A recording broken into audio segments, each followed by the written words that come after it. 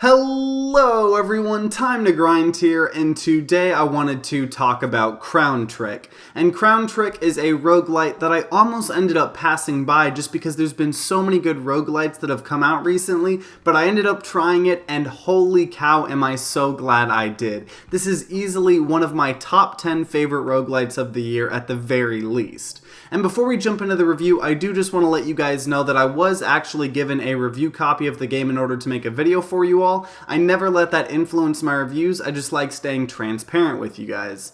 And if you stay till the end of the video, if you're watching this in the first 24 hours of it coming out, I will be giving away a copy of the game, so stay tuned till the end to see how to win. But Crown Trick is a turn-based roguelite where everything in the world from enemies to traps all move when you move. So you can just stay still and nothing will move, but every time you take a step or attack or use an ability or item, everything takes a turn as well. And if any of you guys have played any of the Pokémon Mystery Dungeons, this game plays almost identical to those, and when I first discovered it, it made me so happy. You know, I grew up playing the DS Pokémon Mystery Dungeon, and to have a roguelite version of that, it made me so happy. So you start out by doing a pretty hefty but actually very useful tutorial, and I say that because this game actually has a crazy amount of depth to it. The enemies have shields that when you do enough damage to them, they break and they get stunned for a little and take some extra damage. Also, whenever you break enemy shields, you start a combo meter that'll give you more and more damage and also refresh your blink boots. And your blink boots are a whole other huge part of this game as they allow you to teleport to an area around you and you don't take up a turn when you do this. So this can get you out of sticky situations and allow you to reposition yourself to get more advantages. And because this is a crazy good roguelite, there are a ton of unique weapon types like rifles, swords, daggers, and you keep unlocking more types in the future, and every time you find a weapon, it'll have random stats and potentially random effects, which reminded me a lot of Borderlands, which is definitely a good thing. You also have passive relics which you can find which will give you various buffs and abilities, so this could be anything from giving you a chance to regen mana when you use spells, to even crazy things like allowing your spells to have crit chance.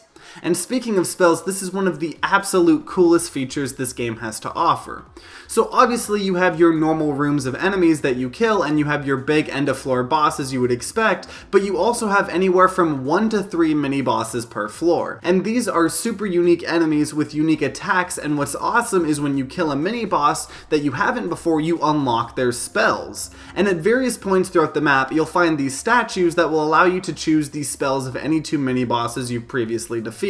So after I killed the dragon, I brought him as one of my familiars, and his spells are breathing fire in front of you and then placing explosive barrels, and you can obviously combo that where you place a barrel and then, blow it up with fire.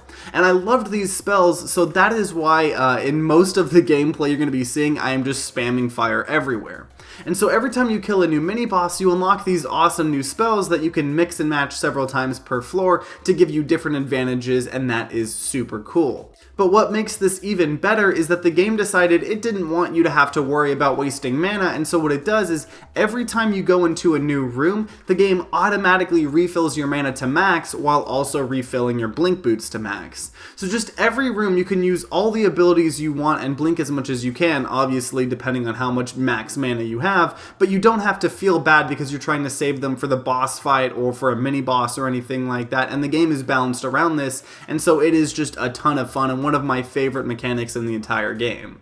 Another great thing about the game is just how amazing the mini-boss and boss fights are. Each fight, especially the bigger boss fights, are crazy awesome with unique mechanics and attacks, and I don't want to spoil them too much, but if you want to see a little more about what I'm talking about, you should definitely check out my Let's Plays of Crown Trick, especially the second episode where I get to the final boss, because I end up fighting a lot of really unique enemies and bosses along the way. And so beyond all of these amazing mechanics and game design choices, you also have a pretty good progression system to go along with it. So throughout the game you find these gems and you can spend them in the hub world with various characters that you save in the world. It's kind of like Enter the Gungeon if you've played that. They all have different little skill trees which will allow you to do different things depending on what the character is, so it could be cool things like buffing your health potions or things like damage, and so that's really, really cool. And so Crown Trick is just a crazy unique and surprisingly deep game. At first I was thinking I was liking it so much because I was super nostalgic for the gameplay that reminded me of Pokémon Mystery Dungeon, but the more I played the game, the more I realized that I really liked the game because of how deep the core gameplay was and how unique a lot of the mechanics are, like the mini-boss familiar system.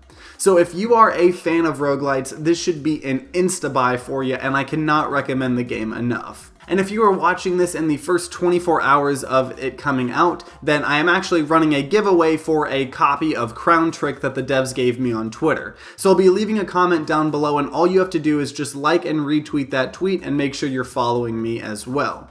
And if you can't get enough of Crown Trick, then I actually have 2 Let's Plays that I talked about earlier that I made before releasing this review, so check those out if you just want to see more gameplay and see kind of my first impressions and everything in a more natural setting.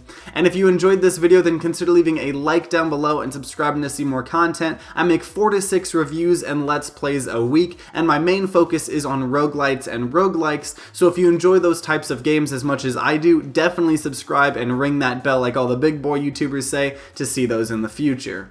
And if you're going to be grinding out some games of Crown Trick, then I wish you luck and see you next time.